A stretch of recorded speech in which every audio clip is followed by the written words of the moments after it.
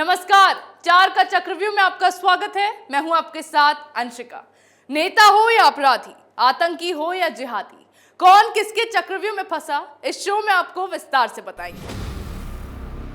चक्रव्यूह में आज सबसे पहले बात सिंगर की हत्या के चक्रकाल में फंसे भगवंत मान की, जो मूसेवाला के गांव पहुंचे तो उनका जमकर विरोध किया गया। फिर बात करेंगे शाह के चक्रव्यूह में फंसे आतंकियों की, जिन पर कश्मीर में टारगेट किलिंग के बढ़ते मामलों को देखते हुए हाई लेवल मीटिंग की गई। चक्रव्यूह की तीसरी खबर में बात करेंगे चुनाव के चक्रकाल में फंसी कांग्रेस की, जो अपने विधायकों में सेंधमारी के डर से उन्हें रिजॉर्ट में छिपाने की तैयारी कर रही है। लेकिन इसी बीच अब उनके 2 विधायकों से ही संपर्क नहीं हो पा रहा है। चौथी और आखिरी खबर में बात करेंगे गुलाम नबी आजाद के चक्रव्यूह में फंसी सोनिया गांधी की, जिन्होंने पार्टी आलाकमान का ऑफर ठुकराकर सोनिया गांधी की मुश्किलें फिर से बढ़ा दी है। चलिए शुरुआत करते हैं चक्रव्यूह की और सबसे पहले बात सिद्धू मूसेवाला की हत्या के चक्रकाल में फंसे पंजाब के सीएम भगवंत मान की। वीवीआईपी सिक्योरिटी हटाने के बाद जो खौफनाक मंजर पंजाब में देखा गया, उसके बाद राज्य में डर का माहौल तो है ही, इसके साथ ही अब भगवंत मान की मुश्किलें भी बढ़ गई हैं। एक चूक से पंजाब में लुभावनी बातें कर जनता को लुभाकर सरकार बनाने वाले भगवंत मान पर से लोगों का भरोसा उठ गया है। सरकार की लापरवाही से हुई मूसेवाला की हत्या के बाद अब भगवंत मान के मूसे गांव में पहुंचने को लेकर तनाव की स्थिति बन गई है। मूसा गांव के लोगों ने सिद्धू मूसेवाला की सिक्योरिटी में कटौती को लेकर आम आदमी पार्टी की सरकार के खिलाफ जमकर विरोध प्रदर्शन किया। गांव वालों ने आरोप लगाया कि सिद्धू मूसेवाला की सिक्योरिटी में कटौती होने की वजह से उनकी हत्या हुई और वो सीधे तौर पर हत्या के लिए पंजाब सरकार को जिम्मेदार मानते हैं। भगवंत मान के गांव में पहुंचने से पहले ही सुरक्षा के भी कड़े इंतजाम किए गए, जिसकी वजह है गांव वालों को सिंगर के घर जाने तक से रोक दिया गया और फिर गुस्साए लोगों ने भगवंत मान के खिलाफ विरोध प्रदर्शन करना शुरू कर दिया। इससे पहले मूसा गांव में आप विधायक गुरप्रीत सिंह बनावली को लोगों ने अंदर घुसने नहीं दिया। सरकार की लापरवाही का जो खामियाजा सिद्धू के परिवार को भुगतना पड़ा, उसके बाद गुस्साए लोगों ने आप विधायक के खिलाफ भी जमकर विरोध प्रदर्शन किया है। इतना ही नहीं, आलम यह रहा कि लोगों ने विधायक को माफी मांगने और वापस लौटने को मजबूर कर दिया। पंजाब में भी फ्री का लालच देकर सरकार बनाने वाली आम आदमी पार्टी ने खुद ही अपने पैरों पर कुल्हाड़ी मार ली है। जितना जल्दी केजरीवाल ने अपने फ्री के लॉलीपॉप से लोगों को लुभाया था, उतना ही जल्दी भगवंत मान ने जनता को नाराज भी कर दिया है। ऐसे में जो अरविंद केजरीवाल छाती पीट पीट कर दिल्ली का पूरा नियंत्रण राज्य सरकार के हाथों में चाहते थे, उनको भी ये समझ आ गया होगा कि पंजाब का पूरा नियंत्रण जब उनके हाथ में आया तो राज्य का बेड़ा गर्क हो गया। ऐसे ही अगर दिल्ली में भी हुआ तो राजधानी का क्या हाल होगा, वो आप सोच ही सकते हैं। मूसेवाला की हत्या से तो भगवंत मान चौतरफा घिर ही गए हैं, लेकिन कश्मीर में हो रही टारगेट किलिंग भी इसी बीच एक बड़ा मुद्दा बना हुआ है। यह मुद्दा बड़ा होने के साथ साथ गंभीर भी है, क्योंकि कश्मीर में आतंकी लगातार हिंदुओं को निशाने पर ले रहे हैं, जिसकी वजह से कश्मीर में फिर एक बार हिंदुओं के पलायन का सिलसिला जारी हो गया है। इसी को लेकर अब सरकार भी आर या पार के मूड में आ गई है। आतंक के खिलाफ पहले ही मोदी सरकार की पॉलिसी सख्त रही है। अब कश्मीर के मामले पर गृह मंत्री अमित शाह ने कई बड़े अधिकारियों के साथ बैठक की और टारगेट किलिंग को रोकने को लेकर बड़े फैसले लिए। शाह की इस बैठक में राष्ट्रीय सुरक्षा सलाहकार अजीत डोभाल और जम्मू कश्मीर के डीजीपी दिलबाग सिंह भी शामिल हुए। इसके अलावा बैठक में केंद्रीय गृह सचिव अजय भल्ला के साथ सीआरपीएफ के डायरेक्टर जनरल कुलदीप सिंह और बीएसएफ प्रमुख पंकज सिंह भी शामिल हुए। बैठक जम्मू कश्मीर में हाल में ही हुई कश्मीरी पंडित की हत्या को लेकर हुई।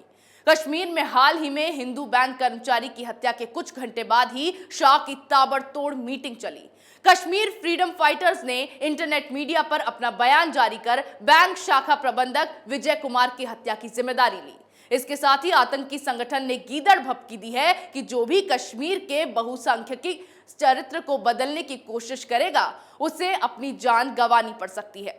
यह हत्या उन गैर स्थानीय लोगों के लिए चेतावनी है जो ये सोचते हैं कि सरकार उन्हें कश्मीर में बसाएगी। ये आतंकी लगातार कश्मीर में रह रहे हिंदुओं को मारकर अपना प्रोपेगेंडा चलाने की कोशिशों में लगे हैं, जिससे डर का माहौल बने और भारत की छवि खराब हो, जिससे कश्मीर में पर्यटकों का आना भी बंद हो जाए, ताकि आतंकी कश्मीर को हथिया ले।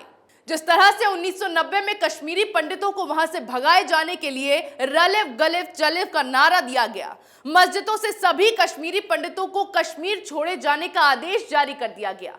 यह आतंकी सोच रहे हैं इसी तरह एक बार फिर ये कश्मीर में बसे हिंदुओं को वहां से हटा देंगे, लेकिन ये भूल गए हैं कि अब समय बदल गया है और कश्मीर से हिंदुओं को कोई भेज नहीं पाएगा। यह अब शाह की हाई लेवल मीटिंग के बाद सुनिश्चित हो गया है। ऐसे में अब जल्द ही घाटी का माहौल बिगाड़ने वालों पर नकेल तो कसी ही जाएगी, साथ ही इन्हें ऐसा सबक सिखाया जाएगा कि इन जिहादियों की आने वाली पुश्तें भी जिहाद के नाम पे बेगुनाहों को मारने से थर थर कांप उठेगी। यहां घाटी को सुलगाने वालों को सबक सिखाने का प्लान तैयार कर लिया गया है। वहीं कांग्रेस की टेंशन बढ़ती ही जा रही है। राज्यसभा चुनाव को लेकर जहां एक और कांग्रेस के विधायकों की बाड़ेबंदी की जा रही है, 9 जून तक के लिए विधायकों को रिसोर्ट में कैद कर लिया गया है, वहीं अब कांग्रेस में बड़ा खेला होता दिखाई दे रहा है। 10 जून को होने वाले राज्यसभा चुनाव के मद्देनजर विधायकों में सेंधमारी ना हो, इसके लिए सभी को उदयपुर ले जाया गया है, जहां से सीधे चुनाव के दिन ही विधायकों को जयपुर वोट डालने के लिए भेजा जाएगा। अब तक कांग्रेस समेत उनके समर्थक विधायकों यानी कुल 125 में से 65 विधायक पहुंच चुके हैं, लेकिन 2 विधायकों से कांग्रेस का संपर्क टूट गया है। हालांकि कांग्रेस के कई वरिष्ठ नेताओं का उदयपुर पहुंचने का सिलसिला जारी है, लेकिन इस खबर के बाद पार्टी में हड़कंप मचा हुआ है। वहीं कई विधायकों के उदयपुर ना पहुंचने से भी गहलोत की चिंता बढ़ती चली जा रही है। दूसरी ओर बीजेपी समर्थित निर्दलीय कैंडिडेट सुभाष चंद्रा की दावेदारी से राज्यसभा की तीसरी सीट पर पेच फंसा हुआ है। चंद्रा के कुछ कांग्रेसी विधायकों से अच्छे रिश्ते हैं, जिसके बाद माना यह जा रहा है कि कांग्रेस खेमे से कुछ वोट कट सकते हैं। सीएम गहलोत के स्तर पर नाराज चल रहे निर्दलीय बलजीत यादव रामलीला खड़िया से बातचीत चल रही है। इस सीट के लिए सुभाष चंद्रा के पास बीजेपी के 31 विधायकों का समर्थन प्राप्त है। यही वजह है कि इस सीट पर जीत हासिल करने के लिए कांग्रेस ने बाड़ेबंदी कर रखी है। इसके अलावा हरियाणा कांग्रेस भी अपने विधायकों को सेफ हाउस में शिफ्ट कर रही है, जिसके लिए कांग्रेस के सभी विधायकों को छत्तीसगढ़ की राजधानी रायपुर भेजा जा रहा है। चुनावों में क्रॉस वोटिंग के डर से कांग्रेस के 25 से ज्यादा विधायक रायपुर पहुंच तो गए। कड़ी सुरक्षा के बीच उन्हें एक रिजॉर्ट में भी रखा गया, लेकिन इस बीच कांग्रेस के 3 विधायक हरियाणा से रायपुर जाने के रास्ते से लापता हो गए। ऐसे में इससे भी कांग्रेस की चिंता बढ़ती दिखाई दे रही है। अगर कांग्रेस के विधायकों में सेंधमारी हो गई तो पार्टी के लिए राज्यसभा चुनाव जीतना भी मुश्किल हो जाएगा और देश की सबसे पुरानी पार्टी फिर एक बार लोगों के लिए हंसी का पात्र बनकर ही रह जाएगी। जहां एक तरफ राज्यसभा चुनाव को लेकर सोनिया गांधी परेशान है, वहीं उनके सामने एक और मुश्किल खड़ी हो गई है। जहां पार्टी से नाराज चल रहे गुलाम नबी आजाद को मनाने की कोशिशें लगातार की जा रही थी, वहीं आजाद ने सोनिया का ऑफर ही ठुकरा दिया है। इंदिरा गांधी के साथ अपनी सियासी शुरुआत करने वाले आजाद ने सोनिया के ऑफर के बावजूद कांग्रेस में नंबर 2 की हैसियत से काम करने से इनकार कर दिया है। गुलाम नबी आजाद एक बार फिर राज्यसभा की पारी खेलना चाहते थे, लेकिन उन्हें कांग्रेस से मायूसी हाथ लगी है और उन्हें नंबर 2 की हैसियत से काम करने का ऑफर पेश किया गया, लेकिन आजाद ने इससे साफ इनकार कर दिया।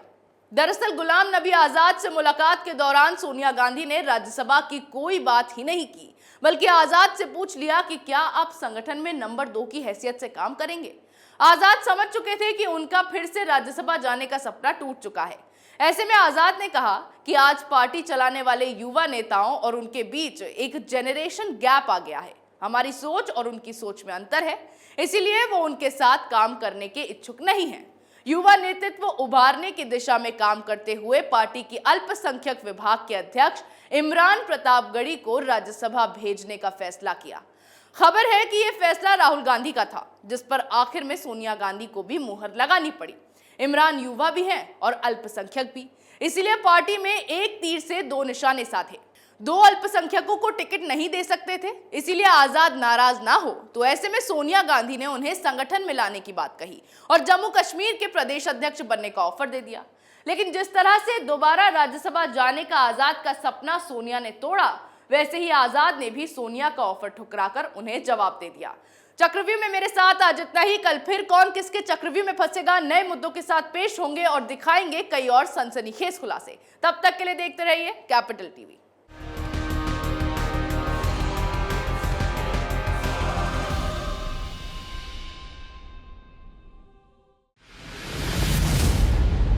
मैं राजनीति करता नहीं, पर राजनीति को बहुत गहरे तक समझता हूं। मैं लोगों के बीच रहता हूं, लोगों के मन को अच्छे से जानता हूं।